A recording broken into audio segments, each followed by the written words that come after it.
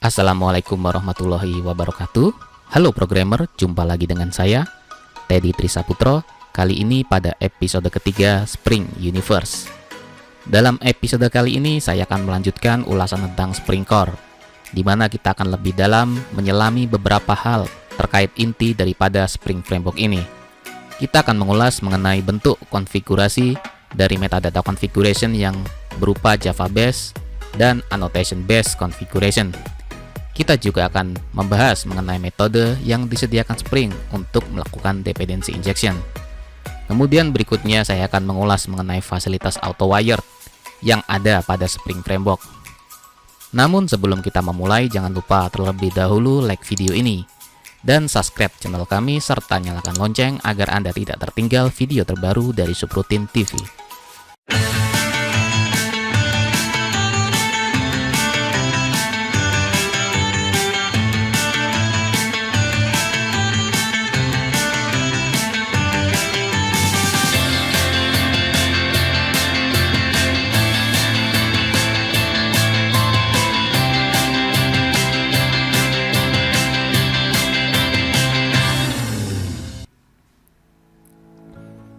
Sebagaimana sempat disinggung pada episode kedua dari Spring Universe, bahwa Spring Container memerlukan konfigurasi metadata untuk dapat bekerja.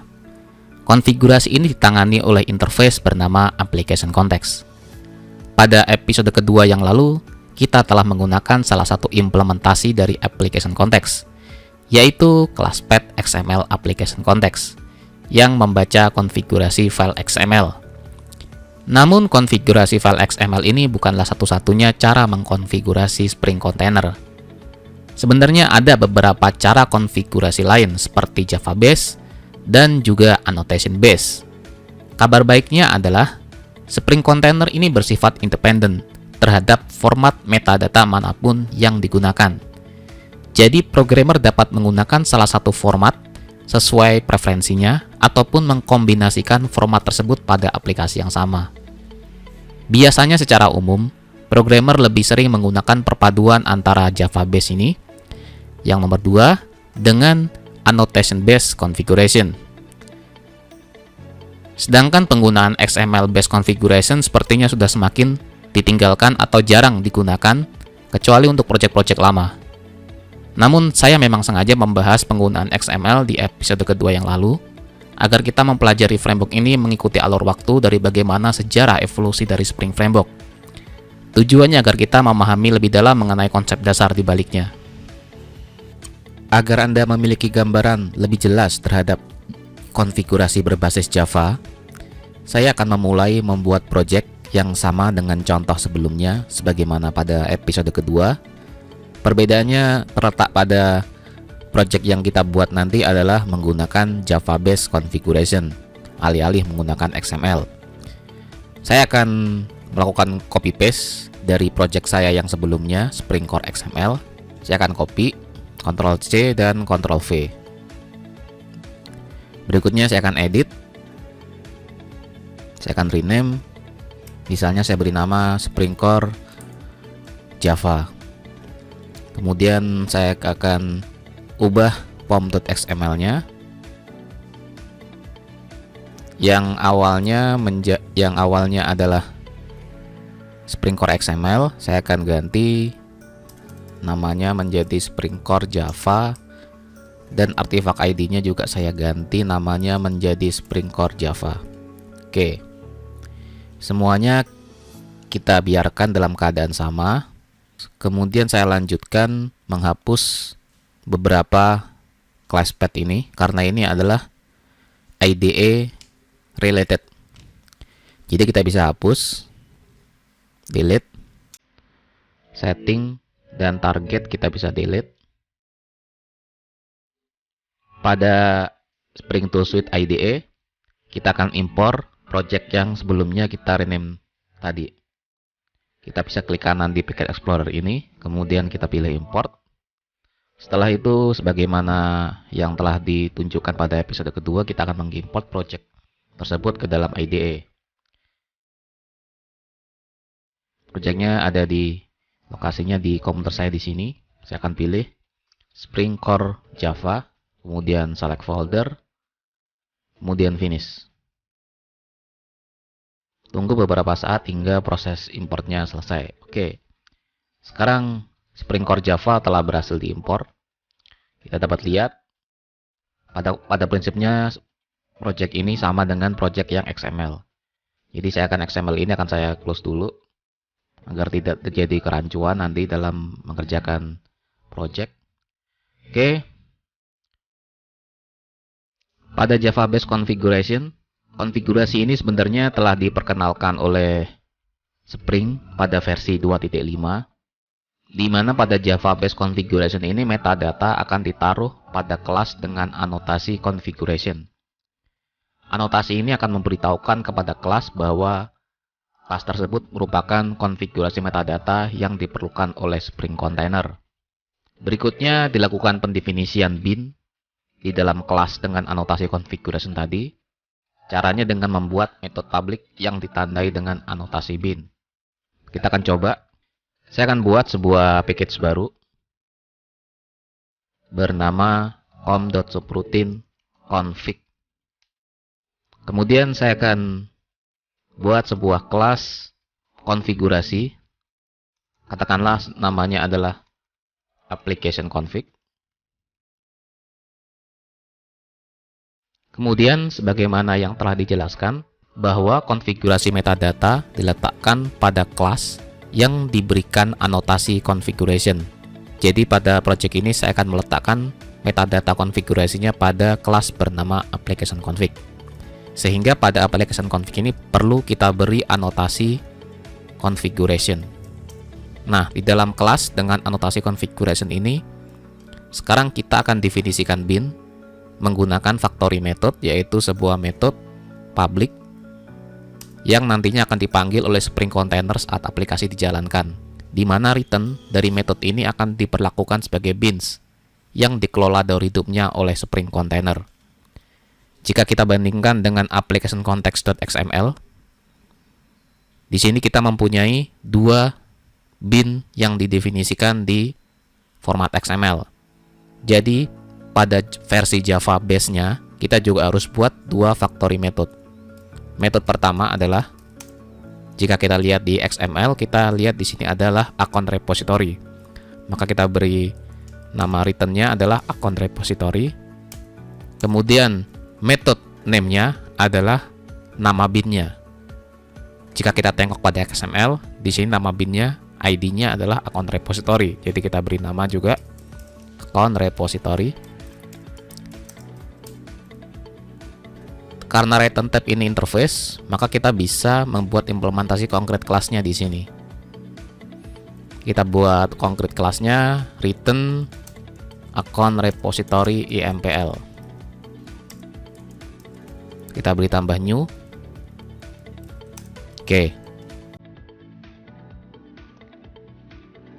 Jangan lupa untuk memberi anotasi bin, karena ini adalah bin yang nantinya dikelola dari hidupnya oleh Spring Container. Metode berikutnya adalah sebagaimana yang dapat kita lihat pada format XML-nya. Bin kedua adalah account service. Jadi saya akan beri nama return-nya account service.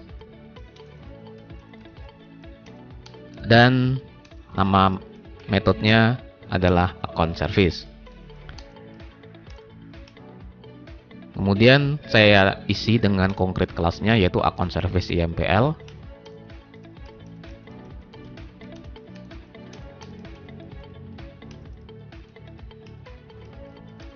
Kemudian beri nama return account service. Yang perlu diperhatikan, sebagaimana pada format XML-nya, bahwa account service ini memiliki dependensi terhadap account repository. Jadi kita perlu menginjekkan account repository ke dalam account service. Di format Java, caranya adalah kita bisa buat argumen di sini account repository.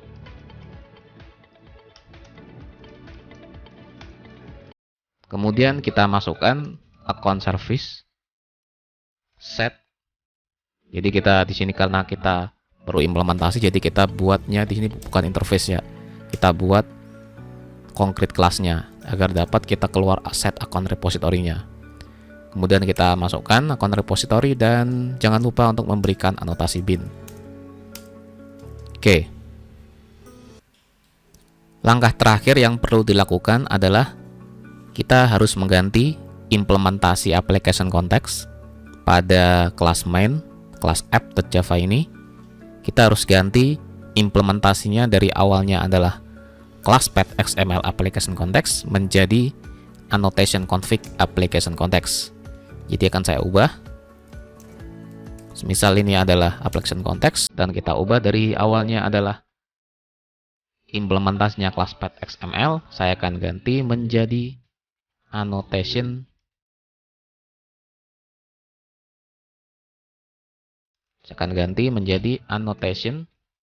config application context dengan nama kelas config-nya yaitu application config dot class titik koma. Oke. Sisanya adalah sama dengan versi XML dan sekarang saya akan coba jalankan. Klik kanan, kita buat run as Java application.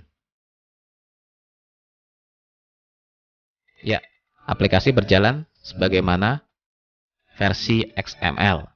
Jadi application context.xml ini dapat kita delete karena kita dalam project ini tidak menggunakan format XML lagi. Jadi dapat kita delete. Oke, delete. Ya, kita coba jalankan untuk memastikan bahwa application context tersebut dijalankan menggunakan application config.class, bukan XML-nya lagi. Oke, aplikasi berjalan sebagaimana versi XML-nya.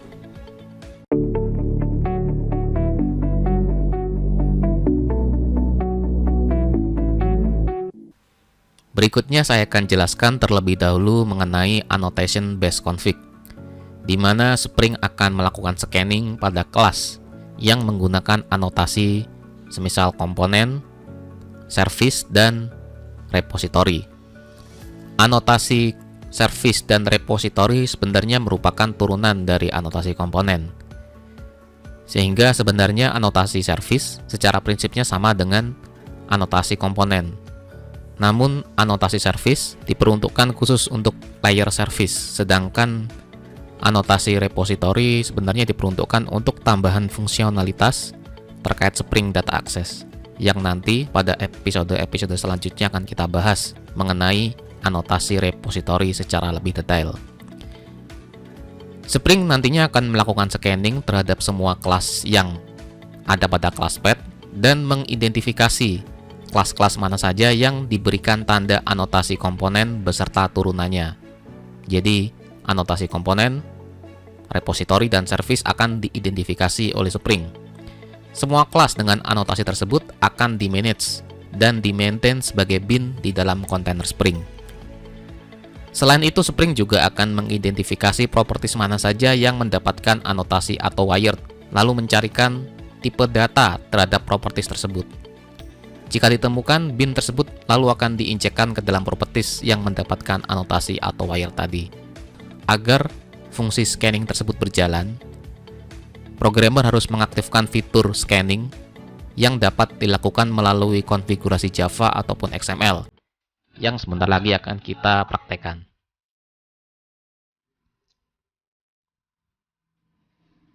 Oke, sekarang kita akan mempraktekkan bagaimana menggunakan konfigurasi berbasis anotasi alias Annotation Based Configuration pada Spring Framework. Saya akan menggunakan project yang sama sebagaimana project konfigurasi XML seperti pada episode kedua. Saya akan copy paste project yang sebelumnya agar tidak mengganggu project yang lama. Saya Ctrl C kemudian Ctrl V. Kemudian saya akan rename nama foldernya.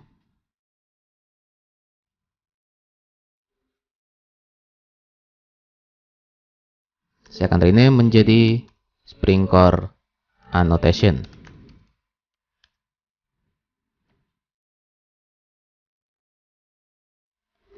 Lalu saya akan ubah pom.xml-nya. Dan saya akan mengganti artifak ID-nya menjadi Spring Core Annotation. Dan namanya Spring Core Annotation.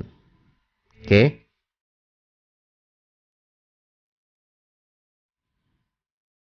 Setelah itu saya akan save.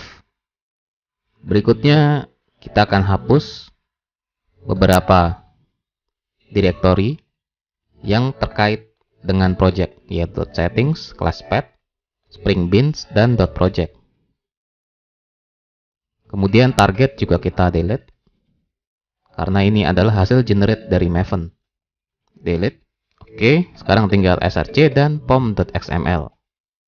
Kemudian buka Spring Tool Suite IDE yang sebelumnya. Lalu kita akan import. Kemudian pilih Existing Maven Projects. Dan kita akan pilih menggunakan Spring Core Annotation sebagaimana yang telah kita copy sebelumnya. Kemudian klik Finish dan tunggu beberapa saat hingga proses importnya selesai. Oke. Hal pertama yang perlu kita lakukan adalah saya akan memberikan anotasi add repository, add service, dan add component pada kelas-kelas yang ada pada application context.xml ini. Jadi kita akan menggantikan definisi yang secara eksplisit di sini dan kita ganti ke annotation base. Caranya kita lihat dulu di sini account repository YMPL, kita bisa klik saja dengan klik kontrol, kemudian di sini ada hyperlink, kita klik saja, kita akan masuk ke account repository YMPL dan kita akan beri tanda service sebagai untuk memberitahukan kepada Spring bahwa ini adalah kelas service. Berikutnya saya akan memberikan kelas repository. Di application context.xml ini ada repository. Oh maaf, maksudnya ini bukan service, tapi ini adalah repository karena ini adalah kelas repository. Berikutnya saya akan memberikan akun service ini sebagai anotasi service.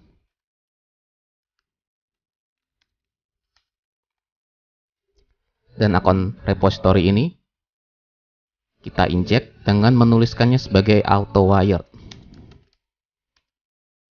di fungsi setnya. Setelah itu kita tidak memerlukan lagi definisi bin di application context.xml ini. Jadi kita akan hapus dan kita gantikan konteks komponen scan dan kita tuliskan base package-nya di mana Spring akan melakukan scanning anotasi-anotasi tersebut. Jadi kita tuliskan nama package-nya, semisal com.subroutine. Jadi semua kelas yang berada di package com.subroutine akan di-scanning oleh Spring. Oke. Kita perbaiki. Kemudian di app Java kita tidak perlu mengubah apapun. Saya akan ubah class path XML application context menjadi application context saja. Oke, kemudian saya akan running sebagaimana biasa. Klik kanan, run as Java application. Ya, error. Karena tidak ada bin bernama akun service yang tersedia. Oke, error ini disebabkan karena bin bernama akun service tidak tersedia. Kenapa? Karena pada akun service YMPL, nama kelas konkretnya adalah nama binnya. Jadi ketika saya memanggil bin bernama akun service tidak tersedia karena ini bukan nama binnya. Nama binnya adalah akun service YMPL. Ketika saya ubah menjadi akun service YMPL dan saya jalankan lagi,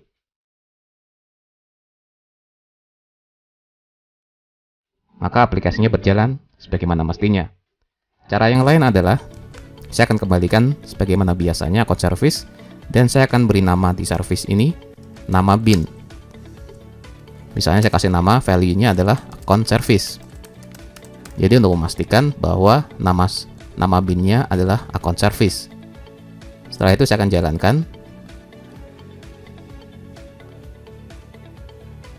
Ya, aplikasi berjalan sebagaimana langkah jika kita menggunakan XML base. Jadi pilihannya kita mengganti ini menjadi account service IMPL atau kita memberi nama account service pada anotasi service di sini. Oke. Berikutnya saya akan tunjukkan kepada Anda bagaimana mengaktifkan scanning jika Anda menggunakan konfigurasi berbasis Java. Sebelumnya, saya telah menunjukkan kepada Anda bagaimana mengaktifkan scanning pada aplikasi dengan konfigurasi berbasis XML. Sekarang saya akan menunjukkan kepada Anda bagaimana mengaktifkan scanning pada aplikasi dengan konfigurasi berbasis Java. Caranya adalah kita akan ubah dari implementasi class path XML application context menjadi annotation configs application context.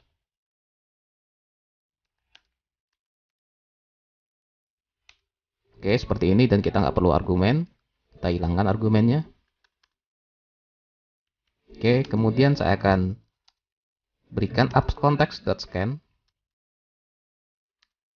Di sini tidak ada, jadi kita harus langsung memberikan konkret kelasnya. Dan kita ubah jadi scan.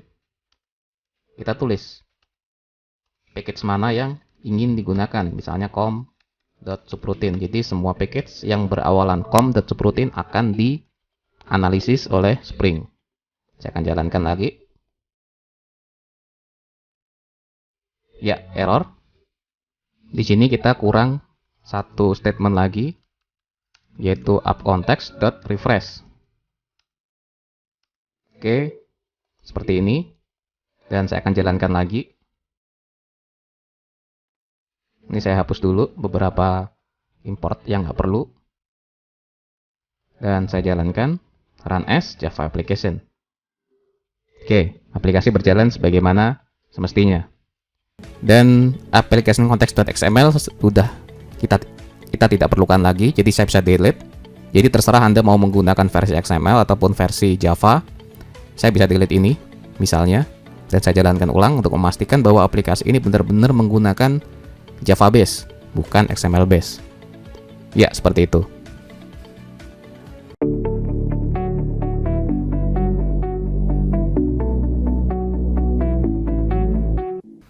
Oke, sebagaimana yang baru saja kita praktekkan, di mana properties account repository ini yang berada pada kelas account service IMPL telah diinjek dengan bin account repository yang ada di Spring Container.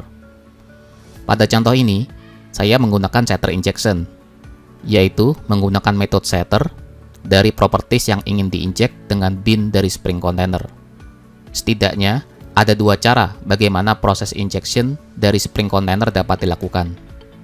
Yang pertama adalah setter injection, sebagaimana yang telah saya lakukan ini. Dan yang kedua adalah constructor injection, yang akan kita praktekkan juga sebentar lagi. Oke, kita akan bahas terlebih dahulu tentang setter injection. Setter injection ini adalah prosesnya dilakukan setelah sebuah bin dari kelas tersebut dibuat di dalam Spring Container. Semua properti yang didefinisikan pada konfigurasi metadata dari bin akan diinjekkan dengan memanggil metode setter dari properti tersebut, sebagaimana yang telah kita praktekkan baru saja. Namun sebenarnya properti yang diinjekkan tidak harus sebuah bin di dalam Spring Container. Namun kita juga dapat menginjekkan dengan nilai primitif, enum, list, dan masih banyak lagi. Misalnya contoh pada aplikasi yang sebelumnya kita buat, di mana account service bin memerlukan account repository, sehingga programmer perlu mendefinisikan nama bin-nya pada account service di tag ref, sebagaimana yang dapat kita lihat pada application context.xml. Kita telah mendefinisikan nama dari bin yang ingin diinjekkan di dalam tag ref. Ini jika kita melakukannya menggunakan versi XML. Namun jika kita menggunakan konfigurasi berbasis Java, sebagaimana yang telah kita praktekkan baru saja, kita cukup mendefinisikannya menggunakan account service set account repository. Di sini adalah setternya. Jika kita melakukan auto wired, sebagaimana yang telah kita lakukan pada Spring Core Annotation project ini, kita cukup mendefinisikan pada metode setternya dengan definisi auto wired, sehingga nantinya Spring Container akan mencari metode setternya dan akan langsung menginjekkan account repository-nya dari Spring Container. Oke, kita akan langsung saja praktekkan, di mana saya telah memiliki sebuah project baru bernama Spring Core Setter yang saya copy dari Spring Core XML. Langkah-langkahnya sama sebagaimana saya membuat Spring Core Java dan Spring Core Annotation ini. Sekarang kita akan import ke dalam sebuah IDE. Langkahnya sama sebagaimana sebelumnya. Kita tinggal klik kanan, kemudian import. Lalu kita arahkan pada project yang ingin kita import, yaitu Spring Core Setter ini. Select folder dan finish. Sekarang kita akan kembangkan aplikasi ini. Awalnya kita mendefinisikan data account di dalam account repository MPL. Sekarang kita akan ubah dengan mendefinisikannya di dalam XML application context. Caranya adalah saya akan buat sebuah bin baru di sini. Kemudian saya beri nama ID sama dengan account 1 misalnya. Kemudian saya akan definisikan kelasnya, yaitu com.subroutine, atau kita langsung di sini kita ketikkan account.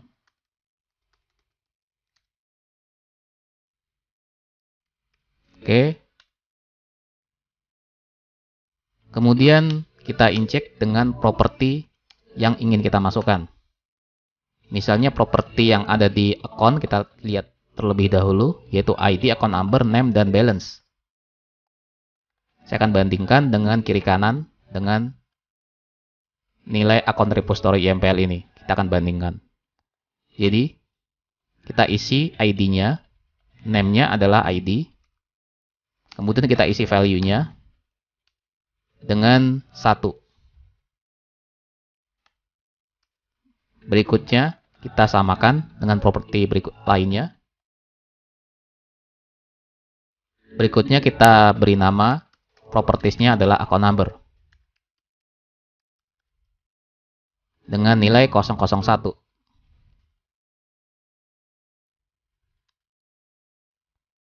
Selanjutnya adalah balance. Kita isi dengan nilai. Oke, berikutnya kita isi namanya. Dan kita beri value, yaitu tadi. Ini adalah implementasi pertama. Kemudian kita buat bin kedua. Jadi kita definisikan di application context.xml. Kita beri nama bin ID-nya account 2 dengan kelasnya sama. Dan kita tinggal isi propertinya dengan nilai yang berbeda. Semisal 2, ini 002. Dan namanya adalah Sylvie. Oke, Ctrl S, kita save. Kemudian kita akan masukkan ke dalam account repository IMPL ini dengan cara menjadikannya sebuah map. Jadi kita beri nama bin-nya adalah account repository ini. Kita injekkan propertinya. Saya akan beri nama properti di sini. Namanya adalah account map. Oke, saya akan beri nama account map.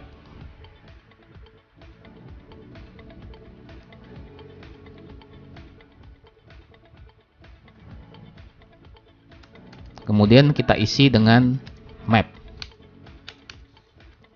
Dan kita masukkan entry pertama adalah entry key sama dengan 1. Value ref-nya adalah account 1.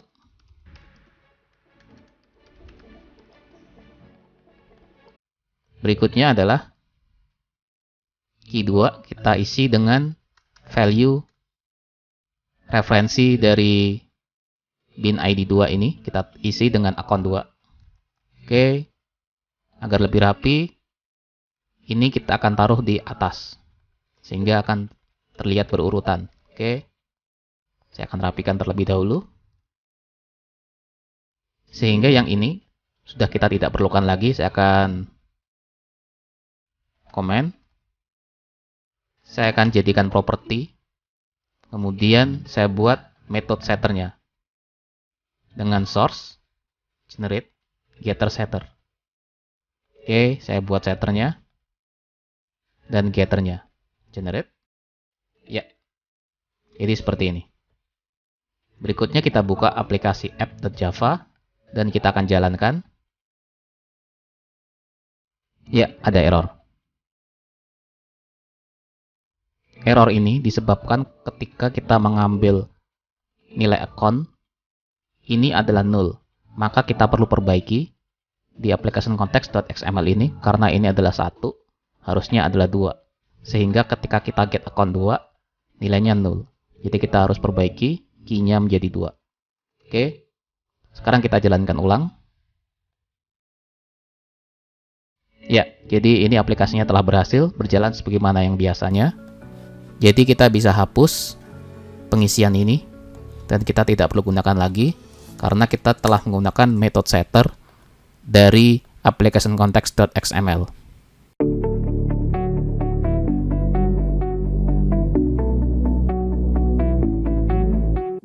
Sekarang kita beralih ke pembahasan tentang constructor injection, di mana pada constructor injection ini proses injeksinya dilakukan saat proses pembuatan komponen. Jadi berbeda dengan setter injection di mana proses injeksinya dilakukan setelah komponen dibuat. Sedangkan pada constructor injection ini, injeksinya dilakukan bersamaan saat komponen tersebut dibuat. Pada constructor injection, dependensi yang diinjek ditulis pada argumen dari constructor. Jika semisal ada lebih dari satu constructor di dalam sebuah kelas, maka kontainer Spring akan secara otomatis mengidentifikasi konstruktor mana yang harus diinjek berdasarkan urutan dari tipe variabel pada argumen konstruktor tersebut. Di sini saya sudah memiliki sebuah project baru bernama Spring Core Constructor yang telah saya salin dari Spring Core XML. Sebagaimana biasanya, saya akan menunjukkan kepada Anda mengenai constructor injection pada project ini. Jadi saya akan buka akun service IMPL, di mana sebelumnya kita telah menggunakan setter injection. Kita taruh injeksinya di sini. Sekarang kita ubah menjadi constructor injection. Caranya saya akan hapus getter setternya. Kemudian saya akan buat constructor dengan akun repository sebagai argumennya. Caranya jika kita menggunakan Spring Tool Suite, tinggal klik menu source, kemudian pilih generate constructor using fields. Kemudian kita klik, lalu klik generate. Oke, sekarang constructor akun service IMPL telah berhasil di generate. Berikutnya saya akan ubah application context.xml. Karena dalam project ini kita akan menggunakan constructor injection, maka saya akan hapus tag property di sini dan saya akan ganti dengan tag constructor. Constructor argument. Constructor -arg. Lalu saya akan tuliskan ref dan saya isi dengan nama bin yang ingin diinjek, misal account repository. Oke. Lalu saya akan rapikan Ctrl Shift F dan saya akan jalankan seperti biasanya. Run as Java application. Oke, sekarang constructor injection telah berhasil dijalankan.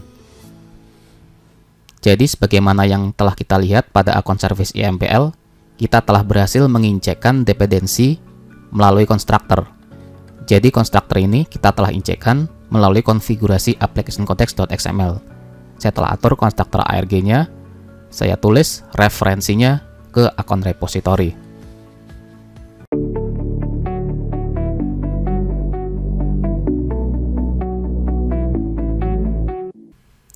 sebagaimana yang telah saya tunjukkan sebelumnya pada project Spring Core Annotation, di mana untuk menginjek sebuah dependensi, di sini saya menggunakan anotasi auto-wired, sebagaimana yang telah Anda lihat, sehingga saya tidak perlu lagi secara eksplisit menuliskan implementasi kelas mana yang harus digunakan untuk akun repository, seperti versi XML-nya.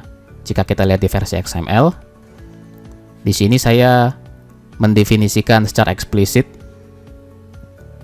bin mana yang harus diinjekkan ke properti akun repository. Namun karena ini saya menggunakan auto-wired, dia akan secara otomatis mencari konkret kelas mana yang harus digunakan di interface akun repository. Namun ini hanya berlaku jika hanya ada satu konkret kelas dari sebuah interface. Namun bagaimana jika ada lebih dari satu kelas untuk sebuah interface? Jika hal tersebut terjadi, kita tetap harus mendefinisikan bin mana yang harus diinjekkan ke dalam interface. Misalnya saya akan buat sebuah bin baru di Spring Core Annotation ini. Saya akan buat sebuah implementasi bernama akun JDBC repository misalnya. Saya akan buat kelas baru.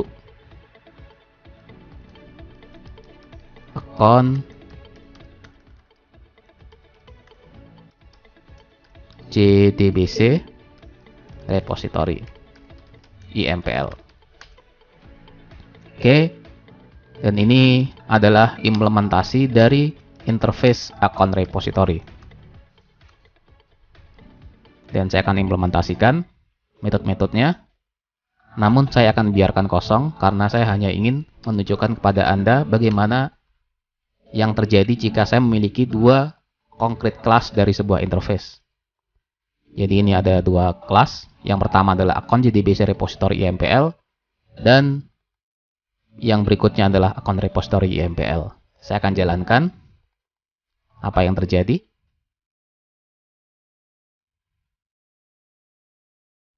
Oke, di sini kita akan menemui error.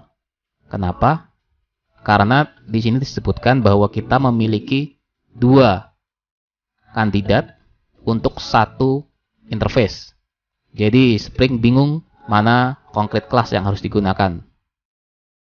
Oleh karena itu, kita harus definisikan di akun service IMPL bin mana yang akan digunakan. Caranya, saya akan tulis qualifier. Saya akan sebut nama bin yang harus diinjekkan ke dalam akun repository. Jadi saya akan sebut namanya yaitu adalah akun repository IMPL. Jadi saya merujuk kepada akun repository IMPL ini, bukan kepada JDBC. Jadi ketika saya jalankan lagi, run as Java application. Oke, jadi aplikasi telah berjalan. Jadi seperti itu.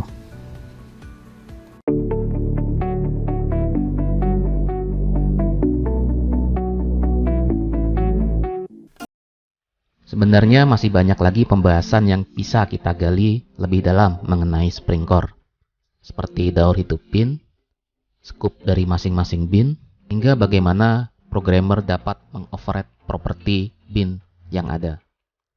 Namun, Anda dapat mempelajari lebih dalam melalui dokumentasi yang disediakan oleh Spring pada situs resminya. Anda juga dapat mengunjungi subroutine.com untuk mendapatkan tutorial dan insight terbaru tentang pemrograman dan dunia teknologi. Silahkan kirimkan pada kolom komentar jika Anda memiliki saran atau pertanyaan yang ingin dibahas pada channel ini. Dan jangan lupa untuk terus dukung Subroutine TV dengan like video ini dan subscribe channel kami, serta nyalakan lonceng agar Anda tidak tertinggal video terbaru dari Subroutine TV. Saya Teddy Trisaputra. Wassalamualaikum warahmatullahi wabarakatuh.